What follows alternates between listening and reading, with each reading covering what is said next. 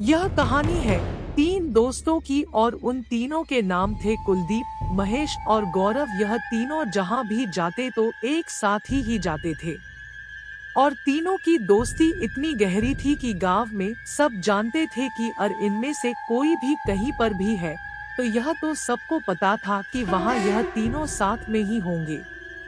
यानी तीनों एक सच्चे दोस्तों थे और एक दूसरे के क्लासमेट भी थे।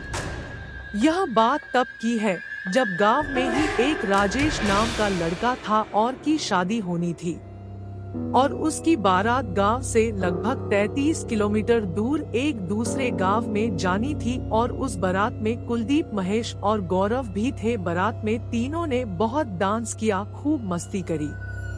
शादी विवाह का मामला था तो गांव में तो बहुत किस्म की रस्में वगैरह होती ही है। यह सब प्रोग्राम चल रहा था लेकिन इन तीनों को इससे कोई मतलब नहीं था। वो तीनों ने डीजे पर डांस वांस करा और फिर चले गए खाना खाने को। खाना पीना खाकर तीनों इधर उधर ही घूम रहे थे। तभी उन्होंने देखा थोड़ा आगे बहुत लोग टेंट में बैठे हुए पर्दे पर मूवी देख रहे थे। गांव में शादी विवाह में अक्सर ऐसा होता है कि मनोरंजन के लिए पर्दे लगाए जाते हैं और उन्हें फिल्में दिखाई जाती है। फिर उसके बाद वो तीनों भी वहीं बैठकर पर्दे पर मूवी देखने लगे। रात के लगभग 11 या 11:30 बज रहे होंगे। तभी गौरव ने कुलदीप के कान में कहा, यार भाई मेरा पेट खराब हो रहा है, मुझे 2 नंबर जाना है, जल्दी चल यार मेरे साथ। फिर उसके बाद कुलदीप ने यह महेश को बताई तो महेश हंसते हुए बोला, हाँ बेटा और खा ले। तभी तो ठूस ठूस कर खा रहा था, तब तो बहुत मजा आ रहा था, अब तेरा पेट खराब हो रहा है। फिर गौरव ने कहा, मजाक छोड़ो यार, सही में अब बर्दाश्त नहीं हो रहा, चलो यार जल्दी कहीं। फिर उसके बाद कुलदीप पास में ही पड़ा एक डब्बा उठा लाया और उसमें पानी भरकर तीनों चल दिए पीछे के खेतों की तरफ। तीनों जा ही रहे थे कि तभी अचानक पीछे से कोई बहुत तेजी से भागता हुआ आया और उन तीनों को धक्का मारकर आगे की तरफ निकल गया। धक्का लगते ही फिर कुलदीप ने फिर जोर से चिल्लाते हुए कहा, अबे कौन है, पागल है क्या? तीनों को समझ नहीं आता कि कौन था, पर जो भी था वो सफेद कपड़ों में ही था और तो कुछ ज्यादा पता नहीं चल रहा था कि कौन था वो। तभी महेश ने गौरव से कहा, चलो अब काफी दूर आ गए हैं, अब यहीं पर कहीं बैठ जा। फिर उसके बाद गौरव डब्बा लेकर खेतों में अंदर चला गया।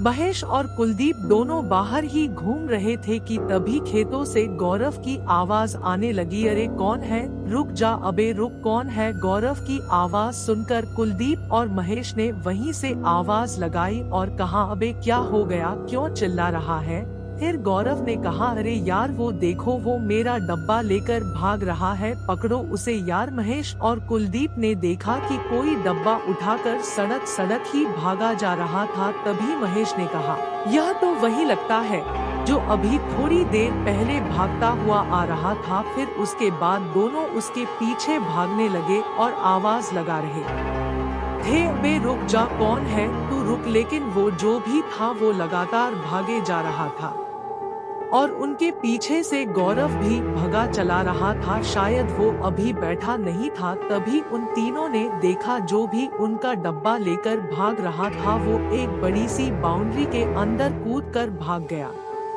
फिर तीनों ने कहा, बेटा आज पकड़ेंगे तो जरूर तुझे, चाहे कुछ भी हो जाए। बाउंड्री बहुत दूर तक फैली हुई थी, इसलिए फिर उसके बाद वो तीनों उस बड़ी सी बाउंड्री के अंदर जाने की कोशिश करने लगे। पर तभी कुलदीप ने देखा वहां एक बोर्ड लगा था और उस पर लिखा था, डेरा कब्रिस्तान। यह देखकर कुलदीप घबराता हुआ दोनों से बोला, अबे ओए रुक जाओ भाई, यह कब्रिस्तान है। यह सुनकर महेश और गौरव भी रुक गए। अंधेरा तो बहुत था इसलिए कुछ समझ तो आ नहीं रहा था, लेकिन यह तो तय था कि यह एक कब्रिस्तान ही है और रात की वजह से गेट बंद था, शायद अंदर चौकीदार हो। तीनों यही सोच रहे थे। तभी कुलदीप ने अपनी मोबाइल फोन के फ्लैशलाइट से देखा कि कोई उसी बाउंड्री के ऊपर दोनों पैर नीचे लटका कर बैठा हुआ है।